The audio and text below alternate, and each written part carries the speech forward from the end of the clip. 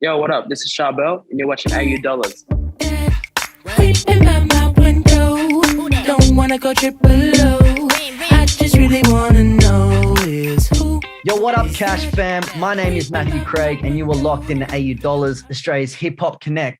We are independent grassroots hip hop platform. We appreciate every single one of you who support. And so please be sure to like this video, subscribe to our channel, jump into comments, and share this far and wide, because the talent that I got for you today is off the charts. Coming out of the Gong, the 201, one of the incredible collective members of Boom Chart, who you're all familiar with over the last few years. I'm talking millions of streams online, blog plays, radio play, all that good shit. But this dude right here is broken away doing his own solo stuff. I'm talking about the one and only CHARBEL, and the new project Gardenia Avenue just dropped last Friday. My brother, welcome to AUD. How are we doing today? Hey, what's up? Thank you so much for having me, guys. No, you're welcome. You're welcome. We had to have you on. Have you had you on? Bro, I'll be keeping it real with you. I've been walking around the house for the last 2 months going dun dun dun dun dun dun dun dun dun. That shit is too catchy, bro. Who that is my jam. That's hard, bro. How's the appreciate that. How's the reception been to this rollout, man? Obviously, so long doing the Boom Chart thing, but now to have your own project. What's the response been like? Yeah, man, it's been amazing. It's been actually such an awesome journey, kind of being able to fully explore, my creative side and kind of branch out in all those regards, and kind of not just stop with the music, which is the most important thing. It's, kind of, having this fresh canvas to paint whatever I really want to. Yeah, I love that. I love that. Take us back to the inspiration for this project. Obviously, Gardenia Avenue. It's just, for anyone who hasn't copped it yet, and we'll be sharing it all over socials, make sure you do. It's like the Muppets on steroids, bro. It's literally two of my favorite things. That's it, bro. Two of my favorite things are cartoons and psychedelics, bro. You brought the two together on this project. That's why I'm 100%. loving it. Let us know a bit about the inspiration and story behind it. Definitely. Well, it was definitely inspired, by like psychedelics and LSD in specific, as well as that, kind of Muppets and all that kind of stuff as well. It was kind of within the year of 2020, taking care of my nephew while my sister was locked up. And, we would sit there every morning and be like watching the Muppets or watching Sesame Street or Play School and all that kind of stuff, taking care of him. And I was like, man, there's like nothing like that for like adults.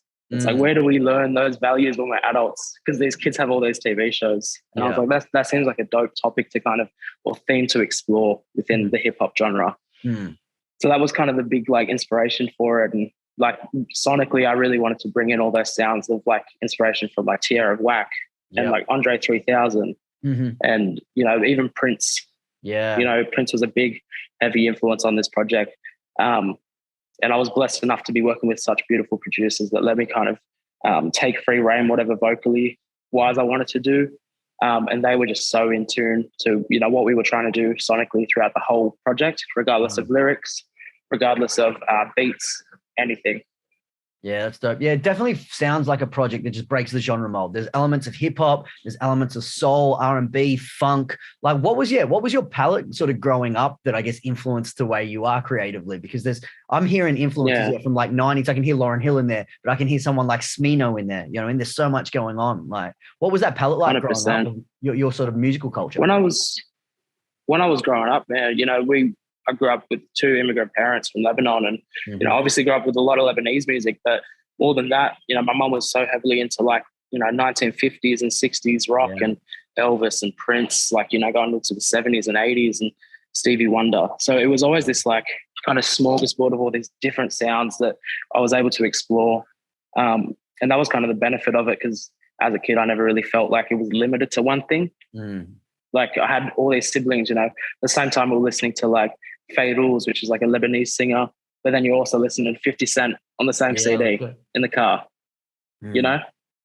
So I'm very blessed as well in that regard to have like older siblings that, showed me all these songs and stuff. And it's funny you said Smino, because Smino definitely is such a big inspiration for this project as well, especially Monty Booker's production. Production for sure, yeah. Yeah, I can definitely hear that across the record, Murray. It's really cool. But you tweaked it and made it your own. And that's what I think is really, really cool. Like there's elements of the Boomchild stuff in here, but there's so much elements of your own sort of unique flavor. What's the creative process like when you're getting in the booth to, or what was the process like for this project, putting it all together? Because it's, as you said, a smorgasbord is a really good way to sort of describe it, I feel. Yeah, I mean, the process was pretty long, but in kind of when we had the concept and everything, it wasn't too long until it was fully completed. Mm-hmm. So we kind of sat on some demos for a minute, and then I moved to Sydney, and we kind of smashed it all out within, I would say, 4 months to get the full project kind of, on the way and conceptually fully realized. I spent about a week up in the Blue Mountains with Finbar Stewart, which is part of Boomshot as well. And we, mixed the whole project together. And that was just amazing. That's something that I really value as an artist, is like sitting there with all those mixing sessions and stuff, because that's kind of where all those little details really do shine the most. Yeah. So it was fun. That's definitely the way I like to do things, is like kind of just like set a week and be like, all right, we're going to smash it out this week. And that's what we're going to do. It's such a big vision, man. I want to know, we'll dive into a bit of the creativity in a second, but I want to know, did you face any hurdles or roadblocks sort of selling the vision to a team? Because I can imagine that you've got this pretty big scope of vision that's pretty out there, bro. And probably the label reps in suits might not have taken to it on first bite. How did that process go? To be honest, I've been very blessed with the label that I'm with at the moment, and they've been nothing but supportive in regards to that. But even just explaining like the concepts to just even, friends or people, stuff like that, producers, sometimes they don't get it. Yeah. And it might be like almost like they laugh at it, but that's all right, because I just know that they don't get it for now. It's something that once the vision's there and they can fully see it, they'll understand what it's all about. That's cool. So I definitely, experienced that within this experience of creating the project, and especially like visual sides. Like that took longer than the album, if I'm being honest. Yeah, I can imagine. But it's kind of you have to go through that to get that product, I feel like. Yeah. And what was that process of creating the puppets and the short movie and that? Like you said, that was a long process, but how do you even dive into that, bro? Oh man, I was very lucky to know a friend, Nina Bandrian, which was the producer of the whole visual side, and she knew a puppeteer friend, and it was kind of like all these friends knew other friends that knew stuff about what I was trying to do. So it's crazy. Like how do you find a puppeteer? I was like, I didn't even know, how to find that in Sydney. But we got so lucky, and like we found people, and it was awesome. Like, kind of showing up on the first day of set, like, fuck, like this is, we're doing it. Like it's not just a thing that we have to write anymore, and we're sitting there writing down the script and stuff. Now we're actually doing it, and it's being done and made. Yeah, that's really cool. Tell me a bit about the narrative of Gardenia Avenue. Yeah, absolutely. So CHARBEL kind of falls into this world of puppetry and madness, which I guess you could say is like psychedelically induced, in which he has to find his three vices, which is paranoia, pride, and laziness. And those are the three like vices that he has to kind of fight through. And that's kind of the themes that I explore within the project as well. He's thrown into this puppet world with the devil, Beelzebub, and he kind of has to find a way out of that. And it's something that I ultimately want to kind of still want to keep exploring through other projects as well. Yeah.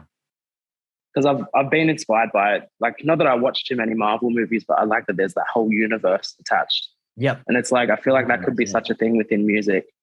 Yeah, I dig that.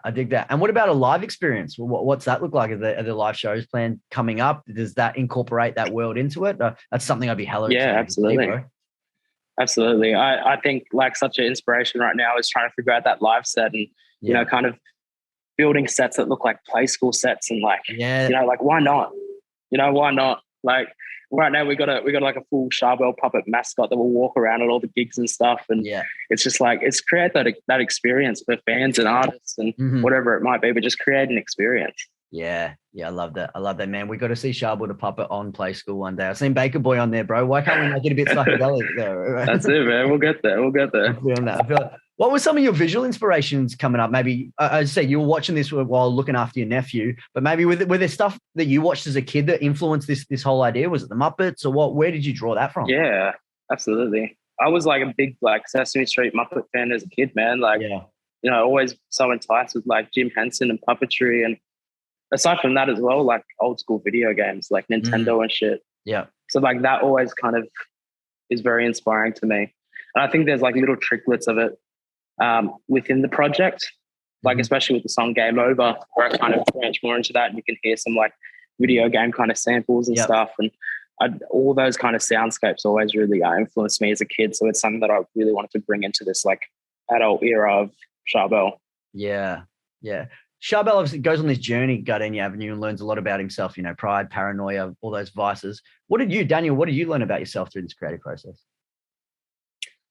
Man, that's a good question. I feel like I've learned throughout this whole process, firstly, like how to really work with people and kind of have those moments in the studios with like people, and kind of not be afraid to say no to things. I'll be like, this won't work, this isn't what like my vision is. It's like sometimes you don't have to really have a vision before you make stuff. Like that's, you're kind of letting yourself decide after the fact what you're trying to do.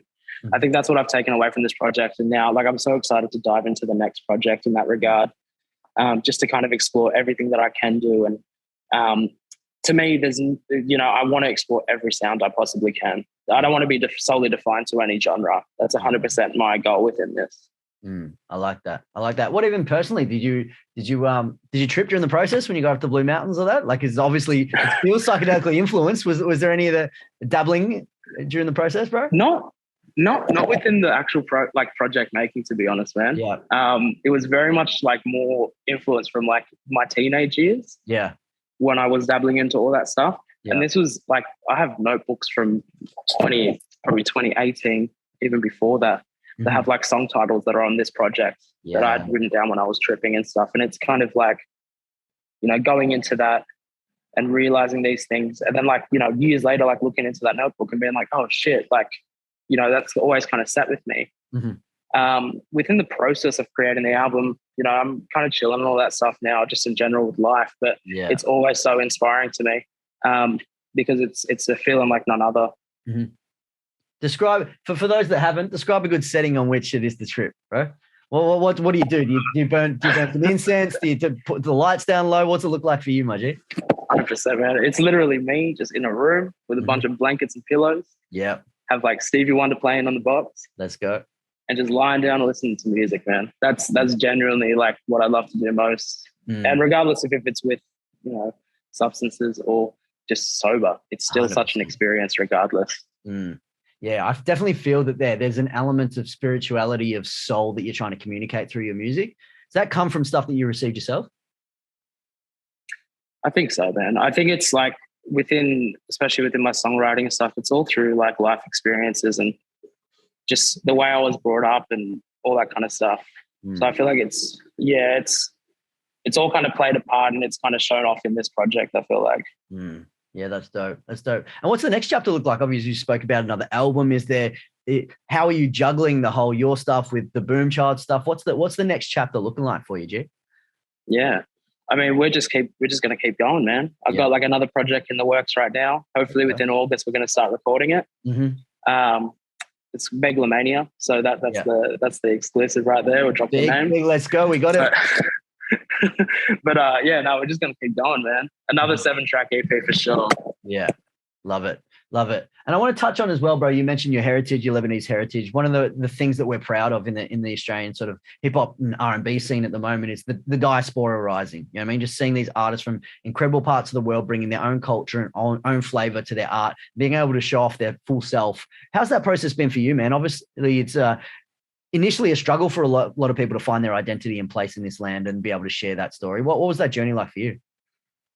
Yeah, I think it's always been very interesting, especially like, coming from Wollongong, it's not really like, you don't see a lot of ethnic people around here. And like, you're always kind of judged in that regard sometimes. Yep. But it's like something that I look now and I'm like, this is something we can change.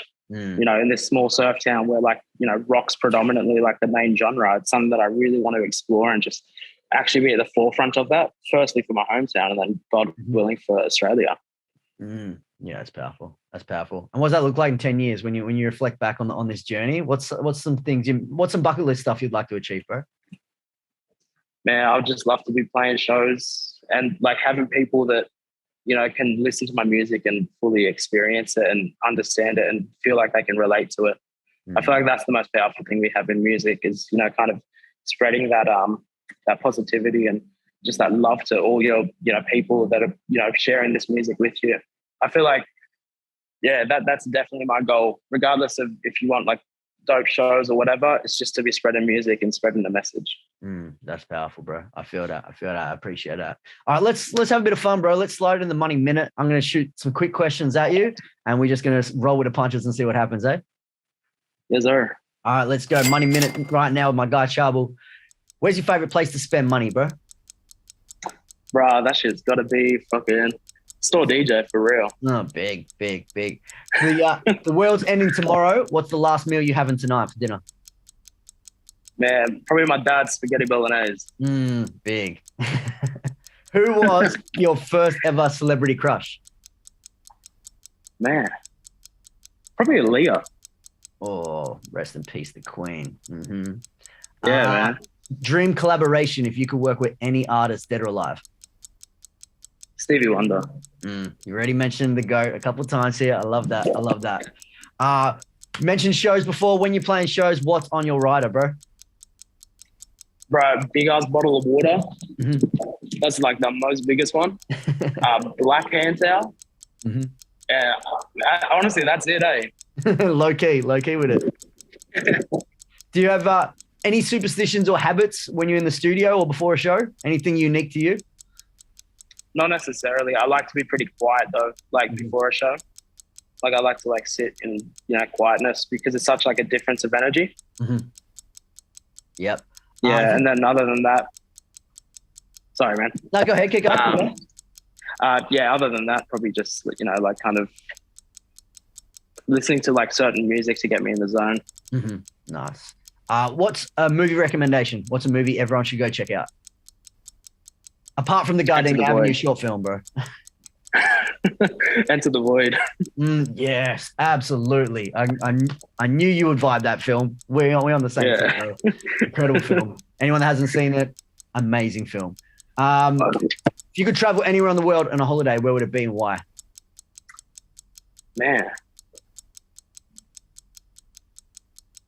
I'm gonna say Lebanon, man. I want to go to my home country. Yeah, I love that. I respect that. If the tables are turned, you're sitting in my seat, you could interview anyone. Who would it be? Dead or alive? Dead or alive? Prince. Powerful. I like that. All right, last question on $80. Bit controversial. We always ask this one. Pineapple on pizza, yes or no? Man, hell yeah. I'm gonna be on that side, bro. I don't even care. You heard it here first, my man CHARBEL rocking with the pineapple on pizza. Bro, appreciate your time today, taking the time out of work to jump on a chat with us, man. Congratulations on the project. Congratulations on the short video. Anyone who hasn't seen it, go watch the short film. It's incredible. Just love everything you're doing creatively, man, sonically, and just, just personally, bro. Big love and big daps, and I appreciate you making the time. Thank you so much, brother. It's been a pleasure. You're welcome.